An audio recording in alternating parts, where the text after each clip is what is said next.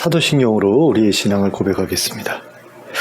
전능하사 천지를 만드신 하나님 아버지를 내가 믿사오며 그 외아들 우리 주 예수 그리스도를 믿사오니 이는 성령으로 잉태하사 동정녀 마리아에게 나시고 본디오 빌라도에게 고난을 받으사 십자가에 못 박혀 죽으시고 장사한 지 사흘 만에 죽은 자 가운데서 다시 살아나시며 하늘에 오르사 전능하신 하나님 우편에 앉아 계시다가 저리로서 산 자와 죽은 자를 심판하러 오시리라.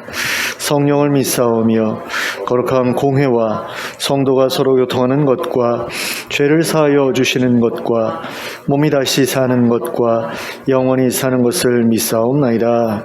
아멘. 찬송가 259장을 함께 찬송하겠습니다. 259장입니다.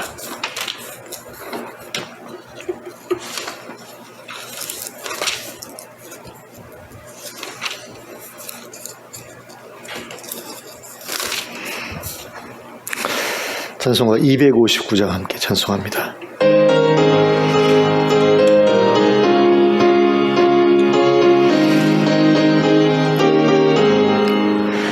예수 십자가에 흘린 피로써 그대는 씻기어 있는가? 더러운 죄 희게 하는 능력을 그대는 참으지 않은가? 예수의 보혈로 그대는 씻기어 있는가? 마음속에 여러가지 죄악이 깨끗이 씻기어 있는가? 주 예수와 밤낮으로 늘 함께 그대는 행동을 하는가? 아무 때나 어디서나 그대는 십자가 붙들고 있는가? 예수의 보혈로 그대는 씻기어 있는가? 마음속에 여러가지 죄악이 깨끗이 씻기어 있는가? 주님 예수 다시 올 때 그대는 영접할 예복이 있는가? 그대 몸은 거룩한 곳 천국에 들어갈 준비가 됐는가? 예수의 보혈로 그대는 씻기어 있는가? 마음속에 여러가지 죄악이 깨끗이 씻기어 있는가? 모든 죄에 더러워진 예복을 주패 지금 다 벗어서 샘물같이 솟아나는 보혈로 눈보다 더 이게 씻으라. 예수의 보혈로 그대는 씻기어 있는가? 마음속에 여러가지 죄악이 깨끗이 씻기어 있는가? 아멘. 찬송가 175장을 함께 찬송하겠습니다. 찬송가 175장입니다. 찬송가 175장 함께 찬송합니다.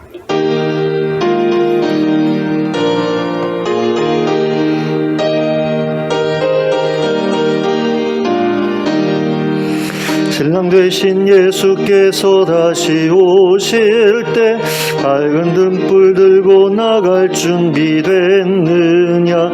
그날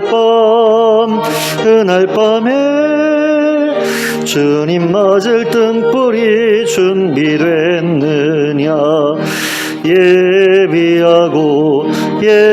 예비하라. 우리 신랑 예수 오실 때 밝은 등불 손에 들고 기쁨으로 주를 맞겠네. 주를 맞으라는 소리 들릴 때 기뻐하며 주를 맞이할 수 있느냐. 그날 밤에 주님 맞을 등불이 준비됐느냐. 예비하라 우리 신랑 예수 오실 때 밝은 등불 손에 들고 기쁨으로 주를 맞겠네. 항상 깨어 기도하며 거룩한 기름 준비하지 않고 주를 맞지 못하리. 그날 밤에 주님 맞을 등불이 준비됐느냐.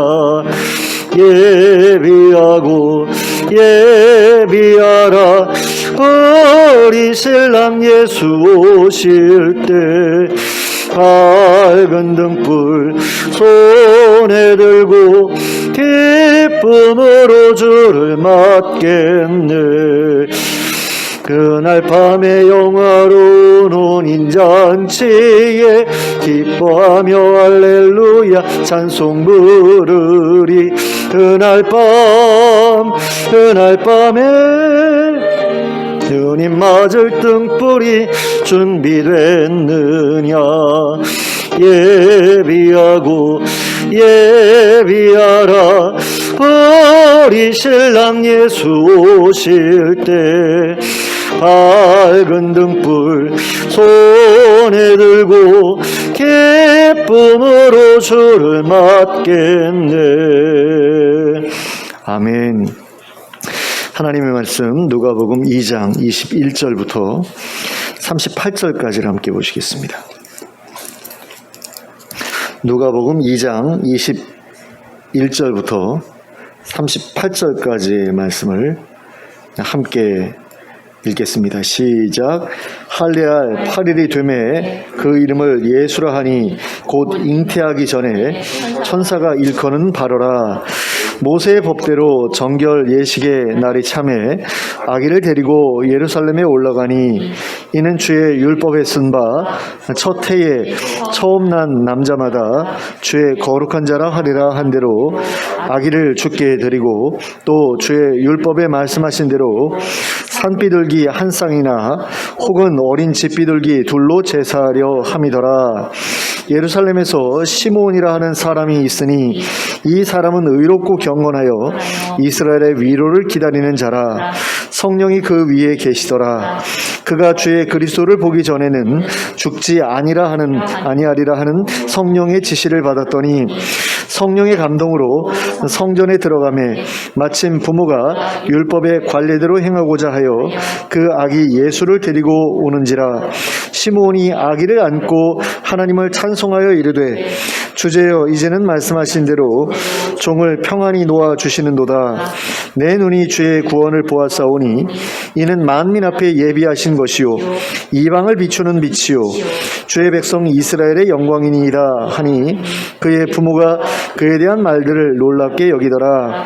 시므온이 그들에게 축복하고 그의 어머니 마리아에게 말하여 이르되 보라 이는 이스라엘 중 많은 사람을 패하거나 흥하게 하며 비방을 받는 표적이 되기 위하여 세움을 받았고 또 칼이 내 마음을 찌르듯 하리니 이는 여러 사람의 마음의 생각을 드러내려 함이니라 하더라.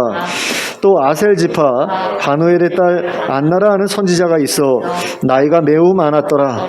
그가 결혼한 후 7해 동안 남편과 함께 살다가 과부가 되고 84세가 되었더라. 이 사람이 성전을 떠나지 아니하고 주야로 금식하며 기도함으로 섬기더니 마침 이때에 나와서 하나님께 감사하고 예루살렘의 속량을 바라는 모든 사람에게 그에 대하여 말하니라. 아멘.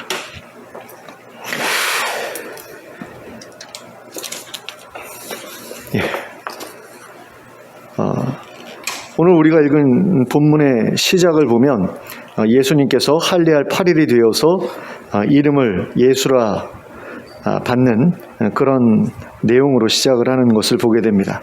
할례할 8일, 그 세례 요한도 태어나서 할례할 8일이 되었을 때 이제 그 이름을 정하지 않습니까?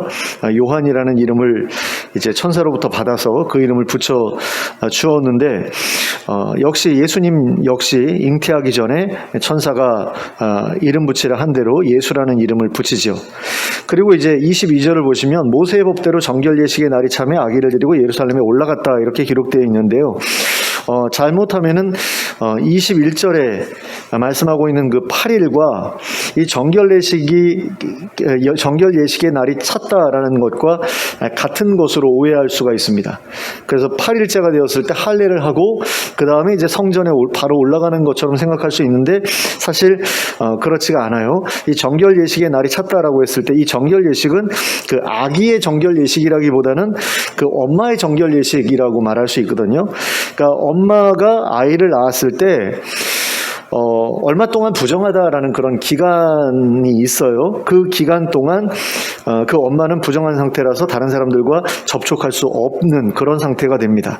그래가지고 그 기간이 딱 차면 그 다음에 이제 하나님의 성전에 올라가서 아이를 주신 것에 대해서 감사를 드리는데, 남자 아이 같은 경우는 66일인가 그렇게 되고요.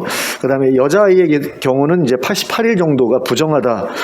그래가지고 이제 그 기간이 지나야 그 성전에 올라갈 수 있게 되거든요. 근데 그 동안에 그 다른 사람들과의 접촉이 제한되는데, 제가 보기에는 이것이 어떤 그 남녀 차별의 문제라기보다는 그 여성들을 노동으로부터 보호하기 위한 어떤 조치가 아니었을까라는 생각이 듭니다. 그러니까 애를 낳고 바로 그 생활을 돌보는 어떤 그런 일에, 그 주부로서의 일에 복귀를 하게 되면 육체적으로 굉장히 큰 타격이 있을 수 있기 때문에 그것을 못하도록 하기 위해서 시어머니가 며느리한테 이제 할례도 다 받았으니까 이제 너도 일어나서 일해, 이렇게 되면 이 엄마가 몸을 추스릴 새도 없이 일을 하면서 몸이 망가질 수 있잖아요. 그러니까 그 기간 동안 쉬어라라는 어떤 그런 의미가 있었던 것이 아니겠는가, 이런 생각이 들고요. 또 남자아이를 낳았을 때와 여자아이를 낳았을 때 그 쉬는 기간이 다르거든요. 남자아이를 낳았을 때 좀 더 짧아요.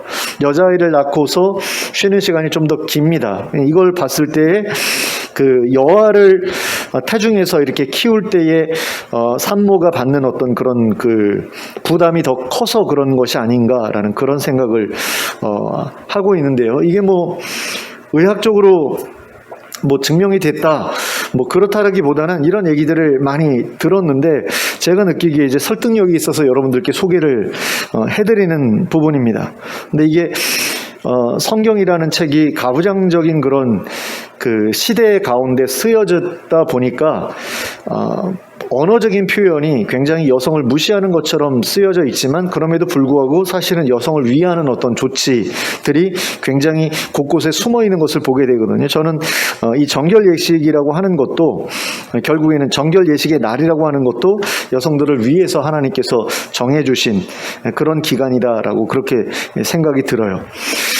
그리고 그런 정결 예식의 기간이 딱 찼을 때 이 남자아이 같은 경우는 좀 더 짧다고 그랬죠. 한 2달 정도 이제 지나서 아이를 데리고 예루살렘에 이제 올라가게 되는 거죠. 그래서 하나님께 장남이기 때문에 첫 태에서 처음 난 남자아이였기 때문에 이제 하나님께 드리는 그런 의식을 치르고, 또 주의 율법에 말씀하신 대로 산비둘기 한 쌍이나 혹은 어린 집비둘기 둘로 제사를 드리려고 이제 올라갔다라고 되어 있는데, 여기서 산비둘기 한 쌍이나 어린 집비둘기 둘로 제사를 했다라고 하는 것은 이 집안이 그렇게 경제적으로 넉넉한 집안이 아니었다라는 그런 이야기죠.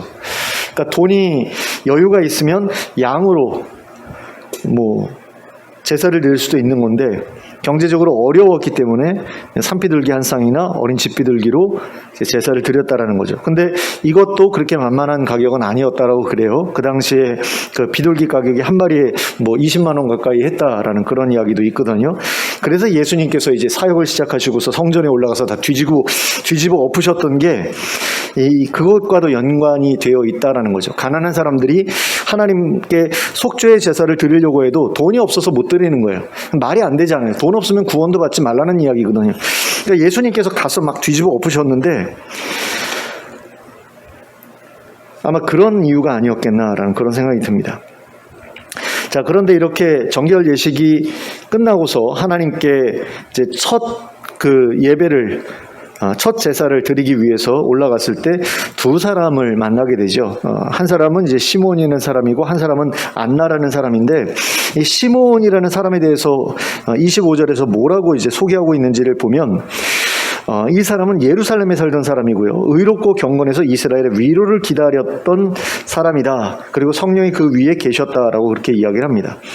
자, 이 사람이 의롭고 경건하게 살았던 이유가 뭘까요? 이 사람이 의롭고 경건하게 살았던 이유는 이스라엘의 위로를 기다리던 사람이었기 때문이죠. 이스라엘의 그 위로를 기다리려면, 하나님께서 이스라엘을 위로해 주셔서 이스라엘을 구원해 주시기를 기다리려면 마땅히 하나님께 보여야 될 그런 태도와 자세가 있어야 되는 것 아닙니까? 그것이 의롭고 경건한 그런 삶의 모습으로 나타났고, 그런 가운데 성령께서 그 위에 계시게 되었던 거죠. 그러니까 이게 서로 연결이 되는, 어떻게 연결이 되는지를 우리가 좀 마음속에 그 연결 고리를 좀 우리가 마음속에 새길 필요가 있습니다. 그러니까 하나님 나라에 대한 소망, 이스라엘의 위로라고 되어 있는데, 이것을 다른 말로 하면 이제 하나님 나라에 대한 소망이라고 할 수 있죠. 그 하나님 나라에 대한 소망이 있는 사람은 어떻게 살아가느냐? 의롭고 경건하게 살아간다라는 거죠. 그리고 의롭고 경건하게 살아가는 사람에게는 성령으로 충만케 되는 그런 은혜가 주어진다라는 겁니다. 이게 나중에 이제 안나에게서도 반복이 돼요. 그런데 이렇게 성령으로 충만했기 때문에 그가 성령의 지시를 받을 수 있게 되죠. 그래서 26절에 보니까 그가 주의 그리스도를 보기 전에는 죽지 아니하리라 하는 성령의 지시를 받았다.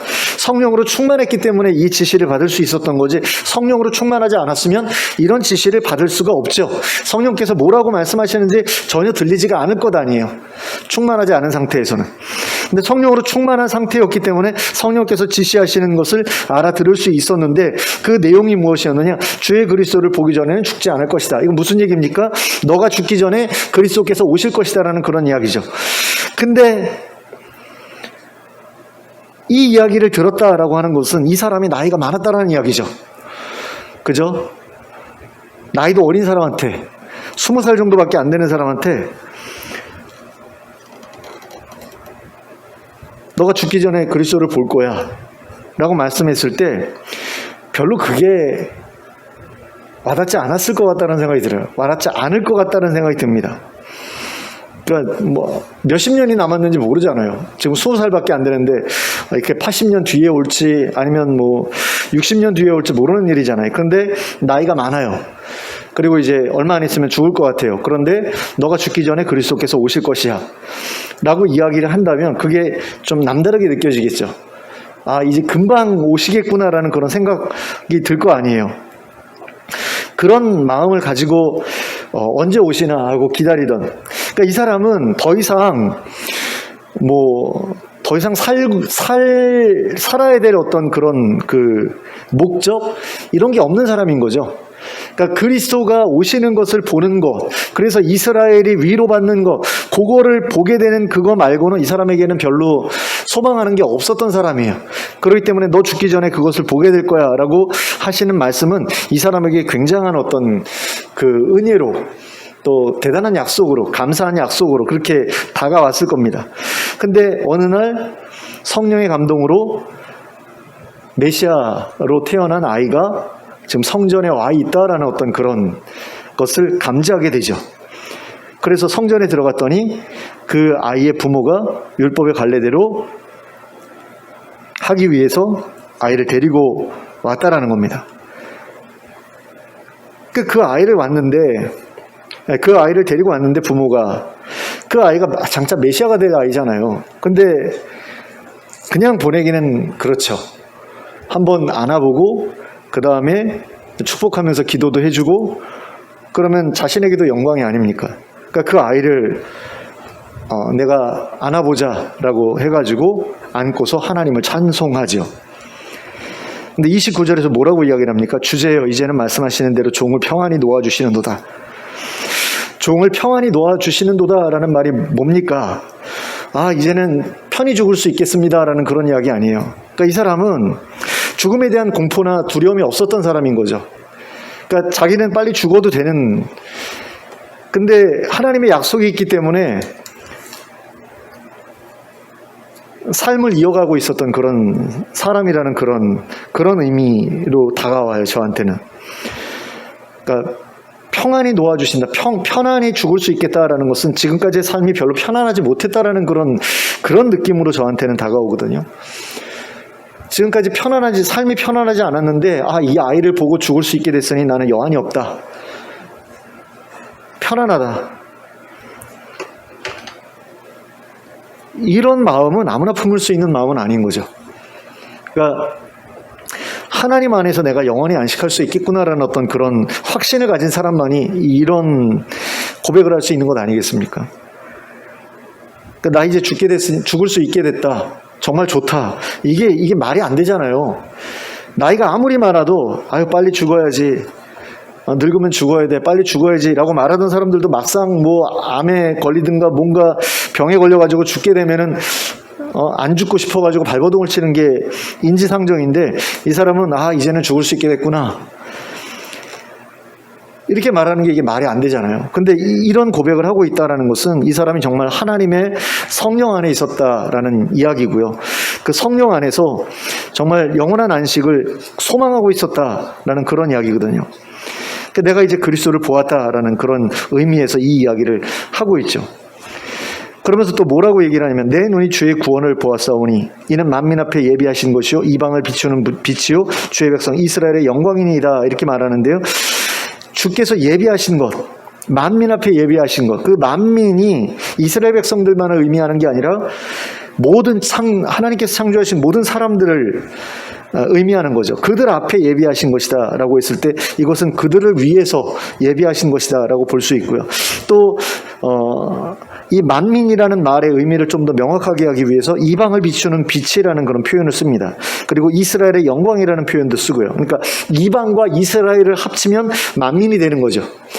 이방인과 이스라엘 사람을 합치면, 이스라엘인을 합치면 이제 만민이 되는데,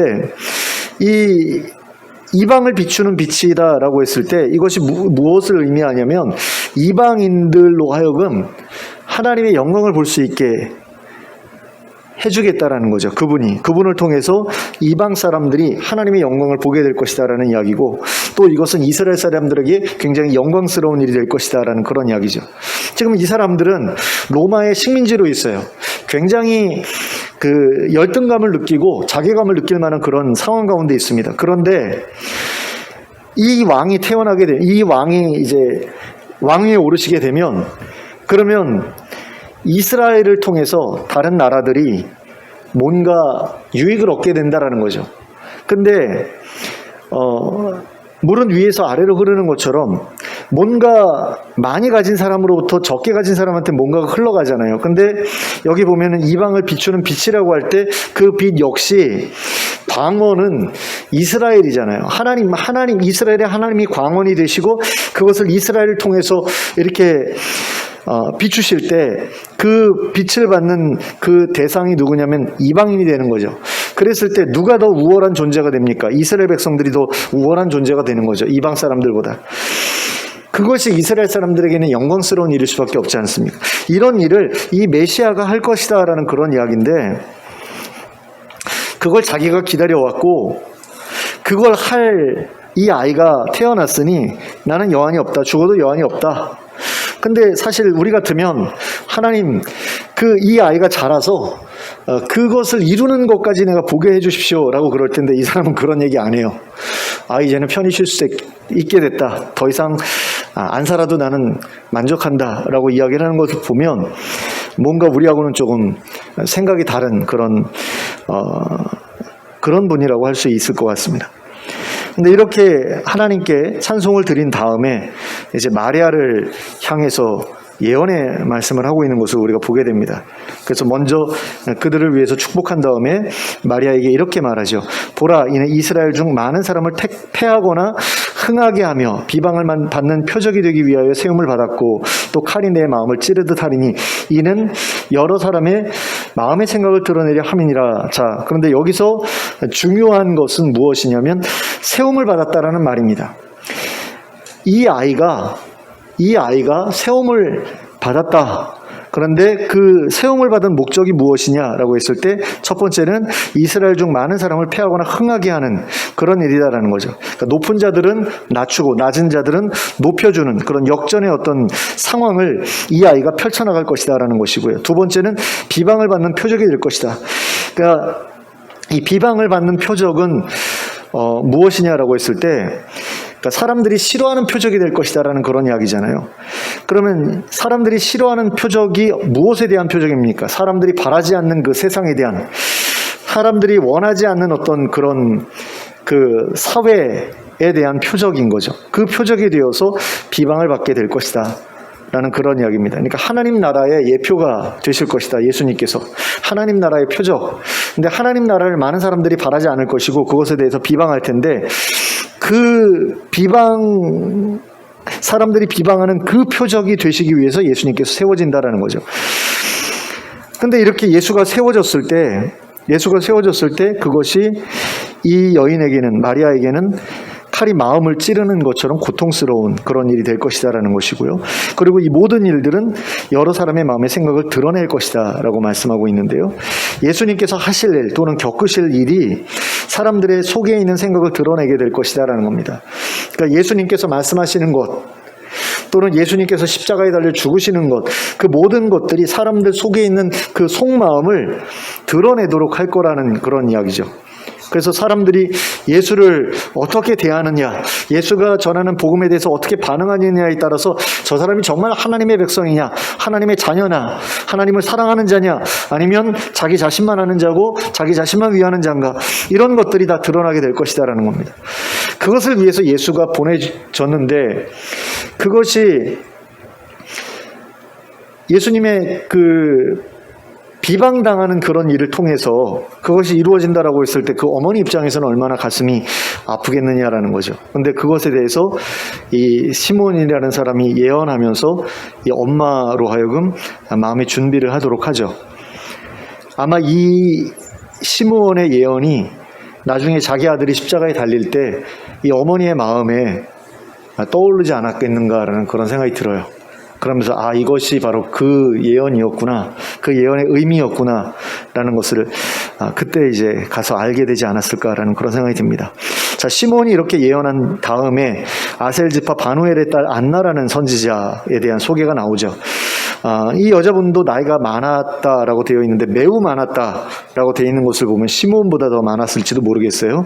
그가 결혼한 후 7해 동안 남편과 살다가 과부가 되었다라고 그래요. 그럼 보통 그 당시에 결혼하는 나이가 15에서 그 7, 8 이 정도의 결혼을 한다라고 치면 7해 동안 살았다. 그러면 25 정도? 25도 안 됐을 때 과부가 됐다. 이렇게 볼 수 있을 것 같고요. 그리고서 이제 84세가 될 때까지, 그러니까 계산하기 쉽게 25이 아니고 24살에서 84까지면은 얼마입니까? 60년이죠. 60년 동안 성전을 떠나지 않고 혼자 과부로 지내면서 주야로 금식하고 기도하면서 섬겼다라는 거죠. 60년을.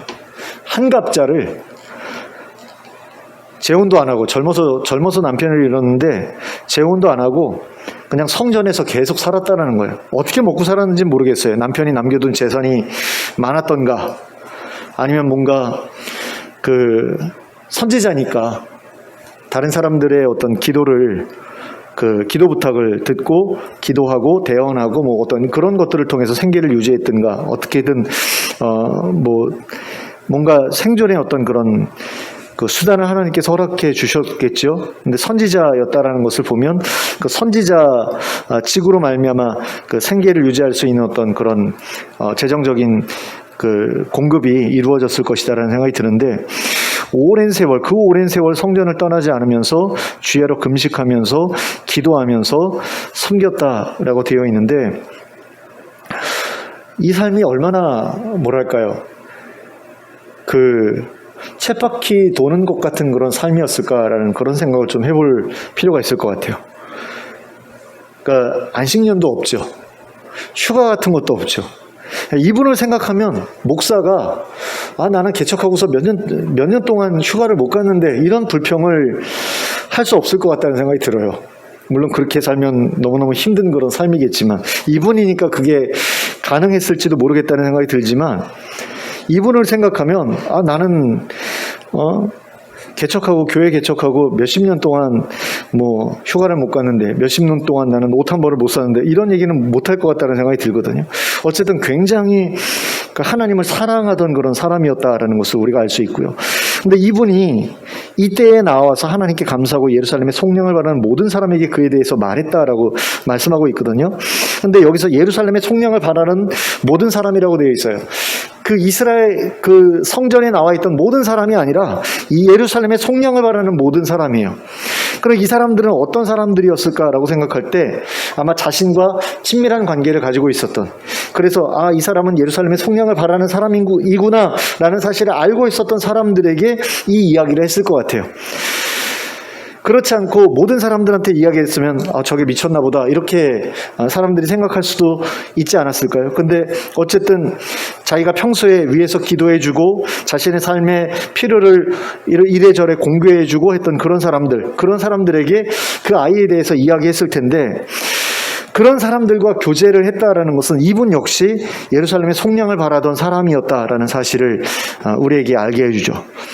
그러니까 안나라는 선지자도 예루살렘의 성령을 바라던 사람이었다라는 거예요. 그러니까 시므온이 이스라엘의 위로를 바라던 사람이었다라는 것과 안나가 예루살렘의 성령을 바라던 사람이었다라는 것은 결국엔 같은 이야기입니다. 하나님 나라를 갈망하던 사람들이었다라는 그런 이야기예요. 이처럼 본문에서는 두 명의 사람을 내세워서, 한 명은 남자, 한 명은 여자죠. 이 두 사람을 내세워서 예수 그리스도에 대해서 증언하게 하는 것을 보게 됩니다. 근데 참 재밌는 게 누가복음에는 이런 일들이 계속해서 반복적으로 나와요. 그러니까 남자와 여자를 하나님께서 공평하게 이렇게 대우하신다라는 거죠. 그러니까 하나님의 선지자인 세례 요한이 태어날 것에 대해서 미리 수태고지를 할 때 세례 요한 같은 경우는 남자를 찾아가죠. 사가랴라는 그 요한의 아버지가 될 사람을 찾아가죠. 그런데 예수님의 경우에는 이제 예수님의 어머니가 될 마리아를 찾아가게 하시죠. 그러니까 남자를 먼저 찾아가게 하시고 여자를 먼저 찾아가게 하시고, 또 그 다음에 예수님께서 성전에 올라가셨을 때 이 아이가 메시아가 될 아이다라는 것을 증언하게 하시는데, 시므온이라는 남자와 안나라는 여자를 각각 그 증인으로 이제 내세워서 그 아이에 대해서 증언하게 하는 것을 보게 됩니다. 왜 두 명인가라고 했을 때 이것은 율법의 근거를 두고 이루어진 일이었죠.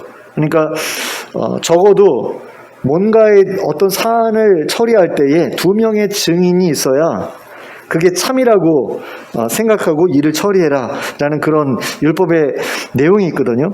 그러니까 증인이 두 사람이 필요해요. 근데 원래 증인은 남자들만 증인이 될 수가 있었거든요. 근데 여기는 지금 남자 증인 하나, 여자 증인 하나 이렇게 세우는 것을 보게 됩니다. 이것은 무엇을 의미하냐면, 이제는 예수 그리스도의 시대부터는 남자와 여자 사이에 차별이 없다라는 그런 이야기를 이걸 통해서 우리에게 해주시고 계시는 거죠. 이제는 여자도 증인으로서의 자격이 있다, 남자와 차별이 없다라는 그런 이야기를 여기서 우리에게 해주고 있는 겁니다. 그런데 이 두 증인의 면면을 보면은요, 두 증인 다 노인이었던 것을 볼 수 있어요. 한 사람의 노인은 죽음을 기다리던 사람이었고요, 한 사람의 노인은 나이가 많은 과부였습니다. 그리고 이 두 사람은 모두 다 소망 없는 자를 대표합니다. 그러니까 사가랴와 마리아도 어떻게 보면 그 막바지에 몰린 사람 뭐 이런 느낌이잖아요. 사가랴 같은 경우는 더 이상 아이를 얻을 수 없을 거다라는 그런 그 평가를 받던 사람이었고, 마리아 같은 경우는 굉장히 가난한 집 어린 여자아이, 그리고 경제적으로 뭐 넉넉한 삶을 살게 될 가능성이 전혀 없어 보이는 어떤 그런 집안 사람이라는 어떤 그런 느낌이라면, 이 시므온이라는 사람과 안나라는 사람은 이제 나이가 많아서 더 이상 소망이 없는, 삶의 어떤 기쁨이라든가 기대할 만한 것이라든가 이런 것들을 다 지나보내고 이제는 죽을 날만 기다리는 어떤 그런 분들을 예표하는 것 같은 그런 느낌이 들거든요. 그런데 이런 분들을 통해서 이스라엘의 새로운 소망에 대해서 이야기하고 있다라는 것이 굉장히 중요한 의미가 있다고 보여집니다. 근데 이 두 사람 모두 이스라엘의 위로를 기다리던 자였고 예루살렘의 속량, 즉 구속을 바라던 사람들이었다라는 건데요. 죽을 날을 기다리던 그런 분들이었지만 이들에게도 소망이 있었다라는 거죠. 근데 그 소망이 있었기 때문에 이 사람들이 어떤 삶을 살았느냐? 의롭고 경건한 삶을 살았고 주야로 금식하며 기도하는 삶을 살았고 그 결과 성령으로 충만한 삶을 살 수 있었다라는 겁니다. 그러니까 소망이 없는 자는 의롭고 경건한 삶을 살 수가 없습니다. 주야로 금식하며 기도하는 삶을 살 수가 없어요. 소망이 없으면 아무렇게나 살게 됩니다. 우울증에 빠지면요, 엉망으로 살게 돼요. 우울증 환자들 가운데 어떤 분들은 그 히키코모리라고 그러죠. 그러니까 방 안에 그냥 들어 앉아가지고 밖에 나오지 않는 거예요. 엄마가 밥 먹으라 그러고서 이제 식판 같은 데다가 밥을 이렇게 해가지고 문 앞에 넣어주면, 문 앞에 놔두면 사람 없을 때 몰래 들어가서 먹고 그 다음에 내놓고 그 다음에 그 방 밖으로 나오질 않는 거예요. 씻지도 않고. 그러니까 머리는 길어지고 몸에서는 냄새가 나고 손톱도 다듬지 않고. 소망이 없는 사람은 그렇게 됩니다. 근데 소망이 있는 사람은 뭔가 다른 삶을 살죠. 좀 더 단정한 그런 삶을 살죠. 그런데 그 소망이 내가 이 땅에서 잘 먹고 잘 살아야지를 넘어서 하나님 나라에 대한 소망일 때 그 사람의 삶은 의롭고 경건한 삶을 추구하게 되어 있다는 겁니다. 금식하며 기도하는 삶을 살게 되어 있다는 거죠. 무엇을 위해서 금식하고 기도할까요? 하나님 나라의 임하심을 위해서 금식하며 기도하는 삶을 살게 된다는 겁니다. 이건 굉장히 고통스럽고 쉽지 않은 일이죠. 의롭고 경건한 삶 역시 쉽지 않은 일입니다. 그런데 그것이 가능해지기 위해서는 무엇이 있어야 되느냐? 소망이 있어야 된다는 겁니다. 소망이 있을 때 의롭고 경건한 삶, 주야로 금식하며 기도하는 삶을 살 수 있게 되고, 소망이 없게 되면 아무렇게나 살게 돼요. 무절제한 삶을 살게 됩니다. 중독으로부터 벗어나려는 의지 없는 그런 삶을 살게 돼요. 그래서 우리에게 소망이 있어야 된다는 거죠. 근데 이것이 문제는 뭐냐면 이 소망이 단지 내가 죽은 다음에 하나님 나라 갈 거야 라는 소망이어서는 그게 안 돼요. 이 소망은 현실에도 기반을 두고 있는 소망이어야 합니다. 무슨 얘기냐면 이 땅에서도 내가 하나님 나라의 삶을 살고 싶어라는 그런 마음이 있는 사람만이 그런 허무한 삶으로부터 벗어날 수 있게 된다는 거예요. 그 하나님 나라의 삶이 바로 시편 133편에서 말하는 삶이고, 또한 전도서에서 말하는 삶이 바로 그런 삶이죠. 내가 다른 사람들과 더불어서, 내가 사랑하는 사람들과 더불어서 먹고 마시고 일하고 즐기는 그것을 함께 하면서 내가 살고 싶다라는 어떤 그런 소망, 그리고 그것을 영원히 하나님 나라에서까지 지속하고 싶다라는 소망, 그게 하나님 나라의 소망인데, 많은 사람들이 나는 죽으면 천국 갈래 라는 정도에서 하나님 나라에 대한 소망을 제한하는 어떤 그런 모습을 봅니다. 제가 예전에 그런 삶을 살았어요. 죽어서 하나님 나라에 들어가서 살 수 있으면 그걸로 충분해. 이 땅에서는 뭐 희생하면서 살아도, 헌신하면서 살아도, 그러니까 안나처럼 살아도 괜찮은 것 아니겠어? 라고 생각했는데요. 사실 안나처럼 사는 건 너무나 힘든 일이거든요. 굉장히 어려운 일이거든요. 그 하나님 나라의 소망, 저는 사실 좀 극단적인 부분이 있었기 때문에 안나라는 사람에 대해서 굉장히 매력적으로 느꼈어요. 뭐 시므온도 마찬가지지만. 그러다 보니까 한편으로 너무 치우친 거죠. 내가 죽은 다음에 그것을 누려야 되겠다. 근데 내 안에는 이 땅에서도 하나님 나라를 살아가고 싶은 그런 욕망이 있는 거예요. 그 모든 사람들에게 있는 겁니다. 예수 믿는 모든 사람들에게 다 그 소망이 있어요. 나는 이 땅에서도 하나님 나라를 누리면서 살아가고 싶어라는 욕망이 있는데, 그 욕망을 극단에 빠지게 되면 그것조차도 내가 제어해야 돼라고 생각하고 절제해야 돼라고 생각을 한다라는 거죠. 그래서 안나와 같이 사는 것만이 올바로 사는 거라는 그런 착각을 하게 되는데 그렇지는 않다라는 거예요. 이분은 정말 특별한 분이고 정말 대단한 분이고, 그러니까 예수님 시대에 예수님이 오셨을 때 그 증인이 될 수 있었던 거고, 우리는 그 정도까지 대단한 사람들은 아니잖아요. 물론 그렇게 살고 싶은 그런 마음이 있을 수도 있겠지만, 그것 때문에 억지로 내가 이 땅에서 하나님 나라를 누리고 싶은 그 마음을 내가 억누르면서 살아갈 때 나는 오히려 불행한 사람이 될 수 있다는 거죠. 우울한 그런 삶을 살아갈 수 있게 될지도 모른다는 거예요. 그런 측면에서 그 하나님 나라에 대한 소망을 우리가 품되, 하나님 나라에 가서 우리가 하나님 나라 백성답게 사는 것도 굉장히 귀한 일이지만, 이 땅에서 내가 살아가면서도 하나님 나라를 내가 경험하고 누릴 수 있었으면 좋겠다는 그 마음을 굳이 포기할 필요는 없다는 거죠. 그런 가운데서도 의롭고 경건한 삶이 가능하다라는 이야기예요. 그리고 금식하며 기도하는 삶도 너무 극단적으로 치우치지 않고 어느 정도 유지하면서 성령으로 충만한 삶을 지속해 나가는 게 가능하다라는 거죠. 그러니까 극단으로 치우치게 되면은요, 어떤 때에는 막 금식하면서 기도하면서 막 불붙어가지고 기도하면서 살 때는 성령으로 충만했다가 그게 어느 순간 지나면 푹 꺼져가지고 막 어둠 가운데 둘러싸인 것처럼 밑바닥으로 떨어져서 신앙의 어떤 그 굴곡이 너무 이렇게 널뛰듯 하는 어떤 그런 삶을 사는 사람들이 굉장히 많습니다. 제가 사실은 좀 그랬어요. 사역을 할 때 수련회를 앞두고는 막 금식 기도를 해요. 우리 아이들 이번에 성령 체험할 수 있도록 내가 위해서 준비해야지, 그래야지 안수 기도할 때 애들이 방언도 받고 막 신비 체험도 하고 그러면서 하나님의 살아계심을 경험할 것 아니야, 이런 생각 가지고 막 그러다가 수련회 끝나고 돌아와서는 또 다시 풀어져가지고 대충 이렇게 사역을 하다가, 또 어떤 계기가 있을 때는 막 이렇게 열심으로 또 하다가, 이런 식으로 이렇게 널뛰는 어떤 신앙 생활 또는 사역을 해왔거든요. 근데 그렇게 불규칙한, 그리고 이렇게 널뛰는 어떤 그런 모습은 좋은 모습은 아니죠. 그러니까 내가 감당할 수 없는 그것에 너무 묶여서 과도한 어떤 그런 그 열심을 냈던, 잘못된 방향으로 열심을 냈던 그런 결과라는 그런 생각이 들어요.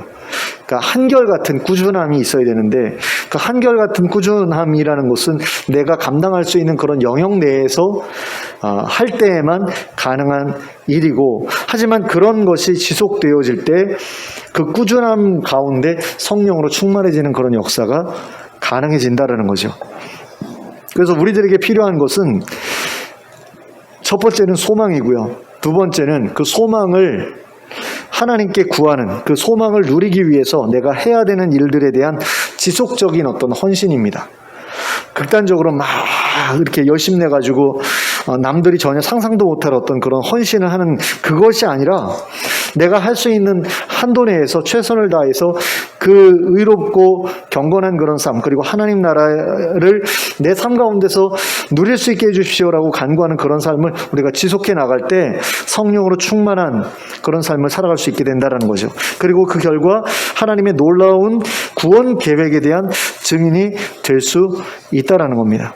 시므온은 미리 받았던 예언과 성령의 충만함을 통해서 예수님을 보았을 때 곧바로 그분이 하나님께서 보내신 메시아라는 사실을 알았고요. 그 증인이 될 수 있었죠. 안나 역시 성령으로 충만한 선지자였기 때문에 예수님을 보자마자 그분이 하나님께서 보내신 메시아라는 사실을 알아차렸고 그 증인이 될 수 있었습니다. 두 사람 모두 성령으로 충만했기 때문에 하나님의 일에 대해서, 그리고 하나님께서 보내신 메시아에 대해서 감지하고 분별할 수 있었다라는 거죠. 시므온은 딱 감이 와서 성령께서 감을 느끼게 해주셨잖아요. 그래서 성전에 들어가서 메시아를 만났고 메시아를 보자마자 분별할 수 있었고, 그래서 증인되지 않았습니까? 안나도 마찬가지고요. 그러니까 하나님의 일을 분별하기 위해서는 성령으로 충만해야 된다는 거죠. 그리고 성령으로 충만하기 위해서는 하나님 나라를 갈망하는 그런 사람으로 살아야 된다는 겁니다. 그리고 그런 사람이라면 마땅히 경건하고 의롭고 간절히 그 나라를 구하는 그런 삶을 살아야 된다는 거죠. 그런 사람만이 성령으로 충만해져서 하나님의 일을 분별할 수 있고 그 일을 예비할 수 있게 된다라는 겁니다. 예수님께서 세상에 오셨을 때 그분을 즉각적으로 알아본 사람은 별로 많지 않았습니다. 그 얼마 되지 않았던 사람들은, 그런데 어떤 사람들이었느냐? 시몬과 안나와 같이 하나님 나라를 소망하면서 경건하고 의롭고 간절히 간구하는 삶을 살던 사람들이었다라는 거죠. 동방박사라는 사람들이 있잖아요. 이 사람들 사실 이교도지요. 유대인이 아니었잖아요. 근데 이 사람들은 어떻게 해서 예수님께서 세상에 태어나셨다라는 사실을 알 수 있게 되었을까요? 이 사람들도 하나님 나라에 대해서 제대로 알지는 못했지만 하나님 나라와 같은 세상을 간절히 사모하고 있었던 사람들인 거죠. 이 사람들도 뭔가 지금의 세상은 잘못되어 있고 그 잘못되어 있는 게 바로잡힐 어떤 일들이 일어났으면 좋겠다라고 갈망하고 있었는데 그런 조짐이 천체의 이상 현상을 통해서 나타났다라는 거죠. 그랬을 때 이 사람들이 도대체 이것이 무엇에 관한 일인가를 연구해서 유대 지역에 있는 어떤 종교에서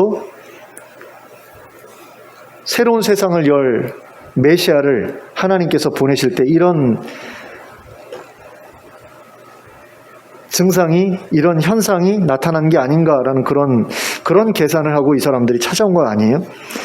그러니까 바라던 게 있었던 거죠. 예수님을 통해서, 메시아를 통해서 뭔가가 이루어지기를 바라던 게 있었고요. 그래서 이 사람들은 계속해서 천기를 살피고 있었고요.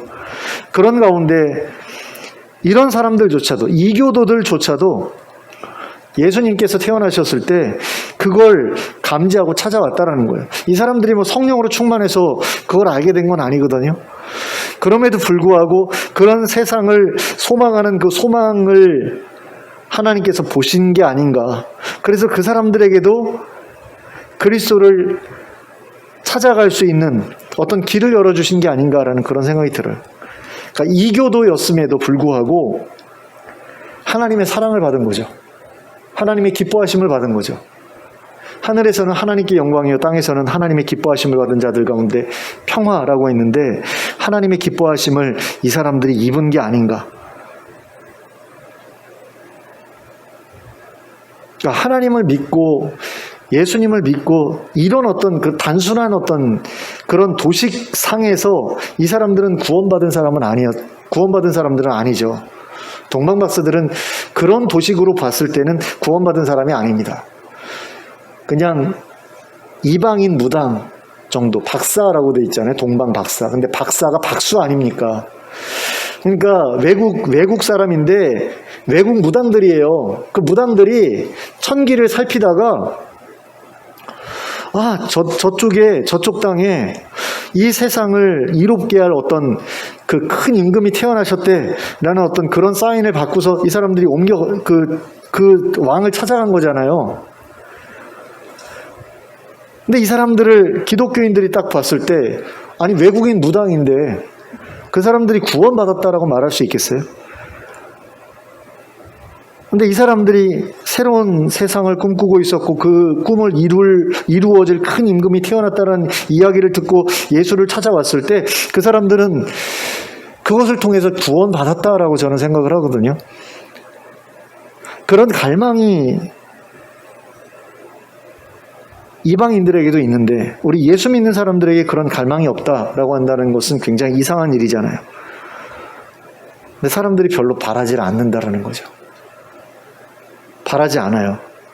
지금 내가 먹고 사는 어떤 그런 삶의 모습이 충분히 천국같이 느껴지고 이것만으로도 나는 만족할 수 있다라는 어떤 그런 생각 때문인지 하나님 나라를 꿈꾸는 사람들이 별로 많지 않은 것처럼 느껴지고 그 나라에 내가 들어가기 위해서 정말 내가 헌신해야 되겠다. 그래서 의롭고 경건하고 간절히 간구하는 어떤 그런 삶을 사는 사람들 보기가 쉽지가 않습니다. 근데 하나님께서 예수님을 다시 보내실 때에도 이와 비슷한 상황이 벌어질 수 있다라는 것을 우리가 좀 기억할 필요가 있습니다. 그러니까 예수님께서 이 땅에 다시 오실 때 그 조짐을 어떤 사람들은 미리 알게 될 거라는 거죠. 시므온과 안나 같은 사람들은 미리 알고 미리 준비할 것이라는 그런 말씀입니다. 그런데 어떤 사람들은 그렇지 못할 거라는 이야기예요. 그러니까 경건하고 의롭고 간절히 간구하는 삶을 산 사람들, 그래서 성령으로 충만한 가운데 있던 사람들은 예수님의 다시 오심을 가장 빨리 알아차리고 가장 빨리 준비하게 될 거예요. 그리고 그분들과 어울리던 그런 사람들, 동료의 사람들, 비슷한 사람들, 지금 안나가 예루살렘의 성령을 바라는 사람으로 살아가면서 자기 주변에 그 성전에 와서 기도하는 사람들 가운데 예루살렘의 성령을 기대하던 그런 사람들과 어울리면서 지냈었잖아요. 그런 가운데 그 사람들에게 이 아이가 메시아로 온 아이야라고 소개했잖아요. 그런 것처럼 그 성령으로 충만한 삶을 살고 있던 그 사람들과 함께 어울리던 그런 사람들이 그 다음 순으로 예수 그리스도의 다시 오심에 대해서 알게 될 것이고 준비하게 될 것이다라는 거죠. 그런데 그런 것이 전혀 없는 사람들은, 하나님 나라에 대한 소망이 없는 사람들, 이스라엘의 위로를 기다리지도 않고 예루살렘의 속량을 바라지도 않고 자기 삶의 변화와 새로운 세상의 시작을 기대하지도 않았던 사람들은 예수님께서 다시 오실 때에 전혀 준비되지 못한 상태로 그분을 맞이할 수도 있고, 그런 가운데서 그 혼인잔치에 참여하지 못하게 되는 일이 벌어질 수도 있다는 거죠. 10처녀의 비유가 있잖아요. 5처녀는 지혜로워서 기름을 준비해서 기다렸고, 5처녀는 미련해서 기름이 다 떨어져 가는데도 제대로 대비하지 못했던 그런 것처럼, 우리가 성령으로 충만케 되어 있어야 시므온과 안나처럼 메시아가 오셨을 때, 또는 메시아가 다시 오시려고 할 때 알아차릴 텐데, 우리가 그런 준비가 되어 있지 않다면 안 된다라는 거죠. 그런 비극적인 결과를 맞이하지 않기 위해서 우리에게 필요한 것이 무엇인가? 제가 오늘 말씀드린 것처럼 소망을 품어야 된다라는 거죠. 예수님께서 오셔서 다시 새롭게 이 세상을 시작하실 때에 내가 그 나라에 참여하기를 간절히 원한다라는 어떤 그런 소망, 그런 가운데 내가 거기에 어울리는 사람이 되기 위해서 경건하고 의롭고 또 그 나라를 간절히 사모하는 것을 기도를 통해서 계속해서 하나님 앞에서 증명해온 그런 사람이 바로 우리가 되어야 될 것이다 라는 그런 이야기입니다. 그럴 때에 예수님이 다시 오실 때에 우리가 그분의 오심을 미리 알아차릴 수 있게 될 것이고, 가장 먼저 그분을 맞이할 수 있게 될 것이다. 이 사실을 기억하는 가운데 그 소망, 하나님 나라에 대한 소망을 가슴 깊이 간직하고 그것을 위해서 그 나라의 백성으로 잘 준비되어 가기를 힘쓰는 우리가 되었으면 좋겠습니다. 그런 가운데 성령으로 충만케 되어서 늘 하나님의 일에 예민하게 반응할 수 있는 저와 여러분 될 수 있기를 예수 그리스도의 이름으로 축원합니다. 기도하겠습니다. 사랑의 하나님 아버지, 예수님께서 이 땅에 메시아로 오셨을 때 그것을 가장 먼저 알아차렸던 그 두 사람을 우리가 기억하기를 원합니다. 시므온과 안나가 참으로 그리스도의 오심을, 메시아의 오심을 간절히 바랐고, 그랬기 때문에 의롭고 경건하고 또 그 나라를 간절히 소망하는, 간구하는 그런 삶을 살았고, 그런 가운데 성령으로 충만케 되었기 때문에 그분의 오심을 가장 먼저 인지하고 또 그분이 오셨을 때 분별해낼 수 있었던 것을 하나님 아버지 우리가 본문을 통해서 확인했습니다. 하나님, 우리가 예수님 다시 오실 때 그와 같은 증인으로 설 수 있게 되길 원합니다. 시몬과 안나와 같은 자로서 하나님 앞에 설 수 있게 되길 원합니다. 만일 그렇게 되지 못한다면 안나와 교류하던 예루살렘의 속량을 바라던 그 사람들처럼이라도 될 수 있기를 원합니다. 그래서 정말로 예수님께서 다시 오실 때에 그것을 미리 감지하고 그것을 잘 준비하고, 그럼으로써 하나님의 일에 조금이라도 기여하고 또 동참할 수 있는 저희들 되게 해주시고, 무엇보다 하나님 나라의 백성으로 영원히 살아가기에 합당한 자로 여기심을 받고 그 나라의 백성으로 가장 먼저 받아들여지는 저희 모두가 될 수 있도록 주님 이끌어 주시옵소서. 예수 그리스도의 이름으로 기도하였습니다. 아멘. 찬송가 176장 함께 찬송하겠습니다. 찬송가 176장 함께 찬송합니다.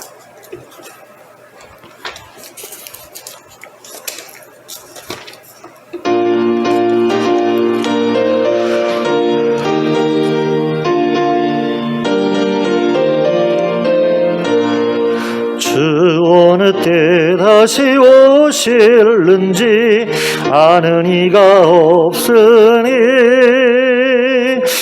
난 끼고 너는 깨어 있어 주를 반겨 맞으라.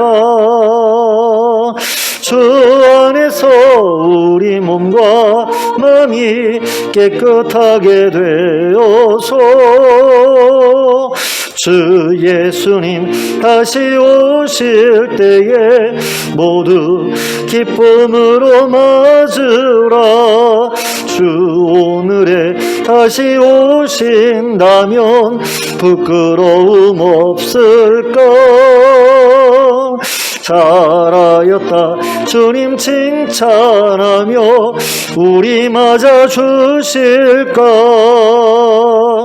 주 안에서 우리 몸과 마음이 깨끗하게 되어서 주 예수님 다시 오실 때에 모두 기쁨으로 맞으라.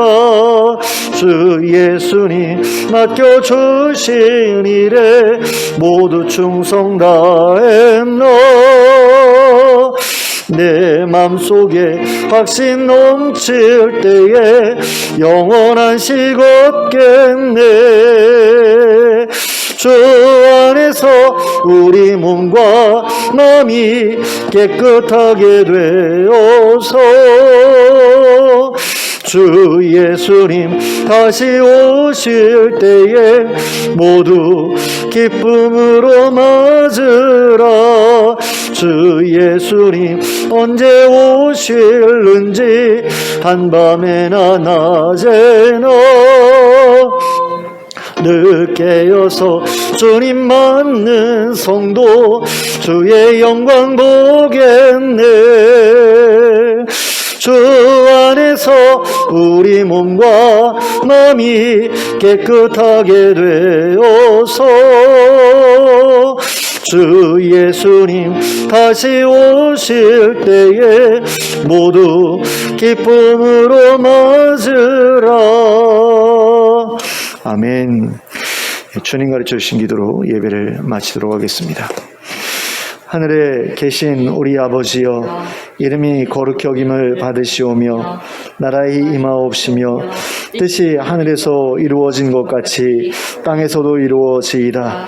오늘 우리에게 일용할 양식을 주시옵고 우리가 우리에게 죄 지은 자를 사하여 준 것 같이 우리 죄를 사하여 주시옵고 우리를 시험에 들게 하지 마시옵고 다만 악에서 구하시옵소서. 나라와 권세와 영광이 아버지께 영원히 있사옵나이다. 아멘.